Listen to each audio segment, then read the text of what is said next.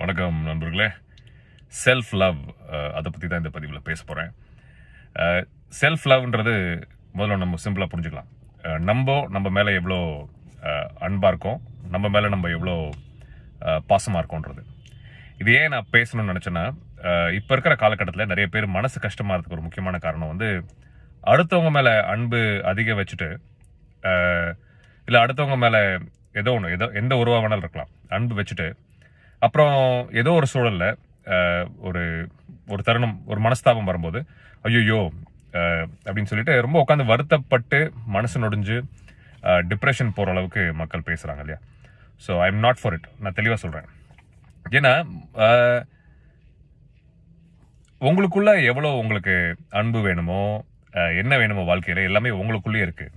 நீங்கள் அடுத்தவங்கள கிட்ட அதை தேடி போகும்போது தான் இந்த பிரச்சனைகள் வருது. அவங்ககிட்ட போறதுனால பிரச்சனை வருதுன்னு சொல்றதோட உங்களுக்குள்ளேயே என்ன வேணும்ன்றது எல்லாமே இருக்கு. ஸோ அது நமக்கு புரிதல் கிடையாது. ஏன்னா நம்மளை நேசிக்கிறது கிடையாது. அடுத்தவங்களை நம்ம எந்த அளவுக்கு நேசிக்கிறோமோ அந்த அளவுக்கு நம்ம நேசிக்கிறது கிடையாது நான் சொல்லுவேன். ஸோ அந்த தப்பு பண்ணாதீங்க.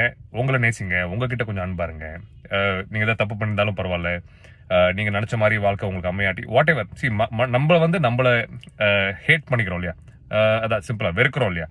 அதுக்கு முக்கிய காரணம் நம்ம மேல நம்ம ரொம்ப கடுமையா இருக்கும். நிறைய காரணங்கள். அதுக்கு சின்ன வயசுல நம்ம வளர்ந்த விதமா இருக்கலாம், நம்ம பட்ட காயங்களா இருக்கலாம், இல்லை நம்மள மக்கள் அசிங்கப்படுத்தின அந்த சூழலா இருக்கலாம். வாட் எவர், ஏதோ ஒரு காயம்னால நம்ம மேல ரொம்ப கடுமையா இருக்கிறோம். அதனாலதான் நம்ம அடுத்தவங்க கிட்ட ரொம்ப பாசத்தையோ அன்பையோ ஏதோ ஒன்று தேடி போறோம். அதுக்கப்புறம் அது இல்லைன்றதுக்கு அப்புறம் மனசு உடைஞ்சு போய் டைம் வேஸ்ட் பண்ணிருக்கோம். டைம் வேஸ்ட்னு சொல்றத அந்த மனசு கஷ்டப்படுற டைமே தேவையில்லைன்னு நான் சொல்லுவேன். ஏன்னா லைஃப் இஸ் வெரி ஷார்ட்டுங்க. So please understand self love.